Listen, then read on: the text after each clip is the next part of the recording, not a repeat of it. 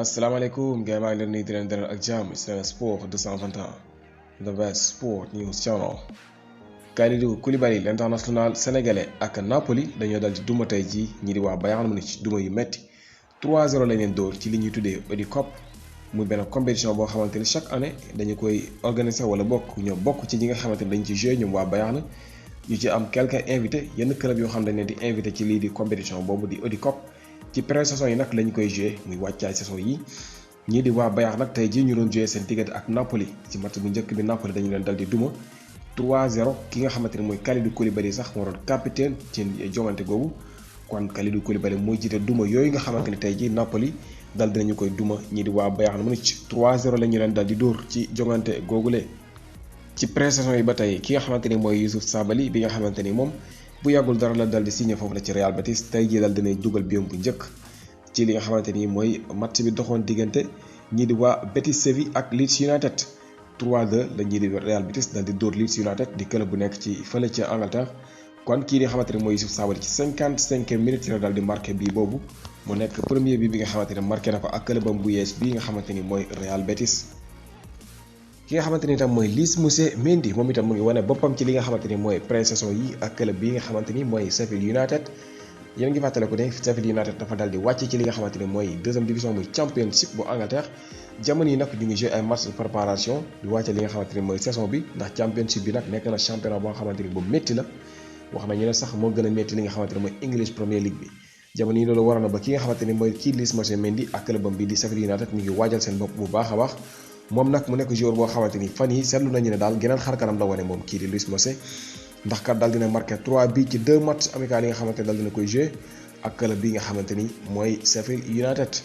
kii Lys Mendy bu ngeen fàttale ko nag moom daal dina woon jot li nga xamante ni mooy convocation ak équipe nationale bu Sénégal ndax kii di Aliou Cissé daal dina ko woon convoqué ay jamono ci ginnaaw ci octobre la woon octobre 2020 waaye nag ñu gis ne ki nga xamante ni mooy Lys Mendy mujjul woon teew ndax kat li ko waraloon muy blessure bi nga xamante ni daal dina ko woon am voilà kon ki nga xamante ni mooy Lys Mendy jamono yi mu ngi wane boppam ak club bi nga xamante ni mooy Sheffield United gannaaw bi nga xam ne ñu ngi waajal seen bopp ci li nga xamante ni mooy championship bu Angleterre. kii nga xamante ni nag mooy Pape Gueye mi nga xamante ni moom mu ngi foofu ci Olympique de Marseille moom itam mu ngi wane boppam ci pré-saison yi ci match bi nga xamante ni Olympique de Marseille amoon nañu ko seen diggante ak Saint-Étienne ki nga xamante ni mooy Pape Gueye moom moo nekkoon sax capitaine ci match boobu. moom nag mu nekk joueur boo xamante ni seetlu nañu ne jamono yi mu ngi wane boppam bu baax ak Olympique de Marseille ci pré-saison yi maanaam geneen xar kanam la wane moom Pape Gueye gannaaw bi nga xamee ne kat ñi di Olympique de Marseille seetlu nañu ne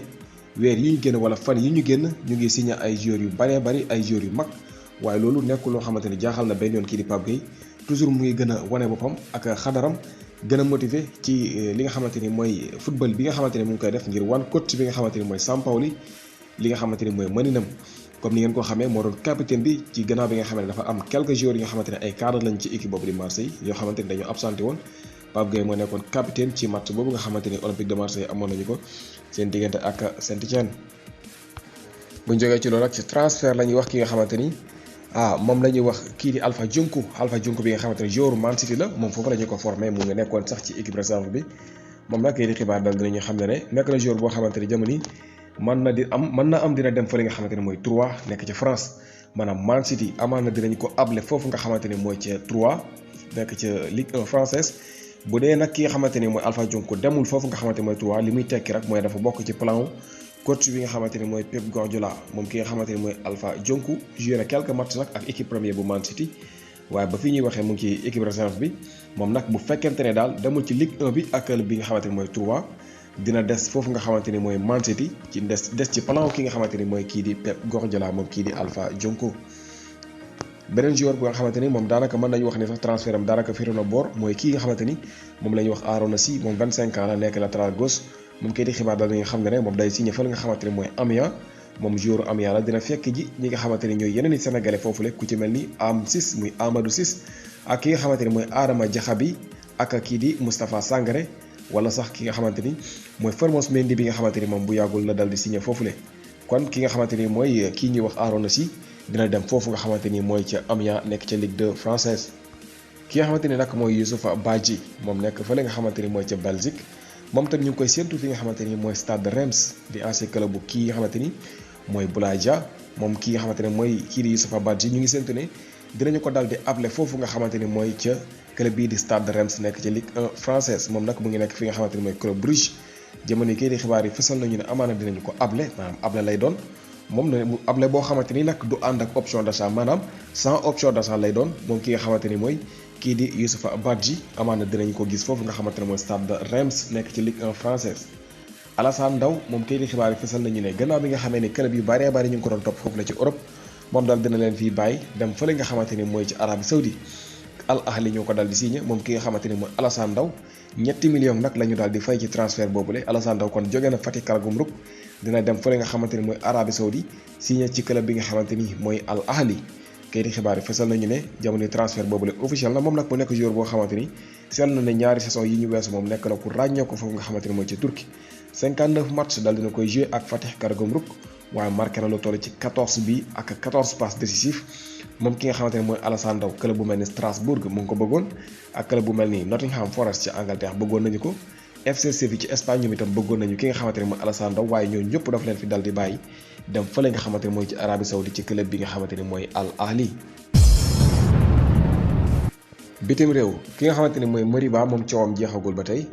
gannaaw bi nga xamee ne kayiti xibaar yi fesal nañu ne sax Barcelone dañu ko dal di tegal benn offre bi nga xamante ni maanaam jàpp nañu ne sax amaana dina ko convaincre ngir mu war a mën a des foofu maanaam yokk nañu tuuti ci li nga xamante ne mooy salaire bi muy fayeku moom kii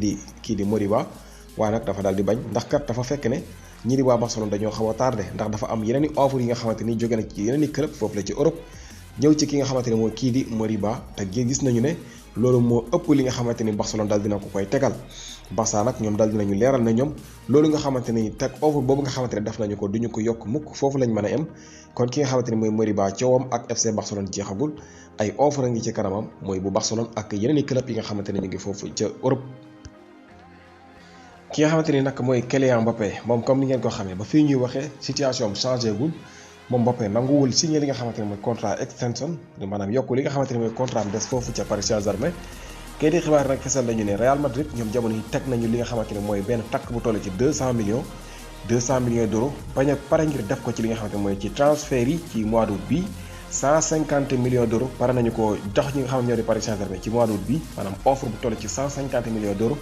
ngir war a mën a signé ki nga xamante ne mooy Kylian Mbappé. bu fekkente ne loolu yëpp jàppandiwul maanaam Paris Saint-Germain parewuñu jaay ki nga xamante ne mooy Mbappé moom parewul ngir yokk li nga xamante ne mooy contrat am waaye daal jàpp nañu ne bu dee prolongé wul ak Paris Saint-Germain Real dina xaar ba déwén bu fekkente ne Mbappé dal dina ñëw signé librement ak Real Madrid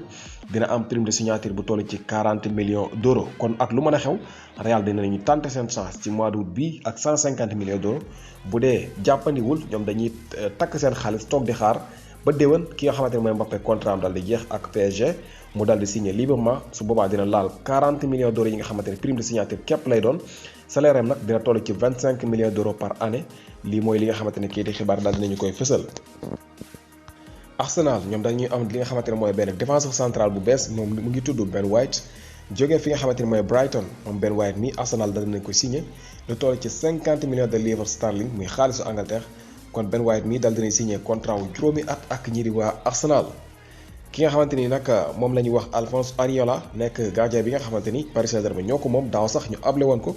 foofu la ci Angleterre ci club yi di Fulham moom jamono yi dal dinay dem fi nga xamante ni mooy West Ham United ba tey jii dañu ko dal di able waat encore Paris Saint-Germain dañoo able kii di Areola foofu la ca West Ham United mu ànd nag option d'achat maanaam West Ham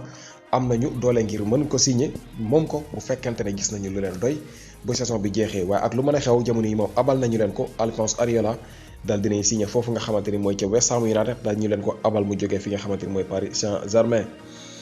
ki nga xamante ni nag mooy Kurt Zouma moom amaana dina dem fële nga xamante ni mooy ci FC Séville gannaaw bi nga xam ne Chelsea football club ñu ngi def pexe yu ñu mën ngir mën a jot ki nga xamante ni mooy Jules Koundé ci kaw loolu Chelsea par naa jox ñi nga xamante ni ñoo di FC Séville kii di Kurt Zouma ak 35 millions d'euros ngir war a mën a jot ci ki nga xamante ni mooy kii di Jules Koundé. waaye ànd ak loolu yëpp West Ham United ñoom itam dañu dal di profité ci occasion bi ndax jàpp nañu ne amaan na kii di Zouma moom des foofu la ca London mooy ca Angleterre bokk moo koy gënal loolu waral na ba West Ham ñoom itam ñu ngi ci suuf bëgg nañoo teg lu toll ci 20 millions de livres muy xaalisu Angleterre ngir war a mën a jot ci ki nga xamante ni mooy kii di Kurt Zouma kon Zouma daal mu ngi ci diggante West Ham United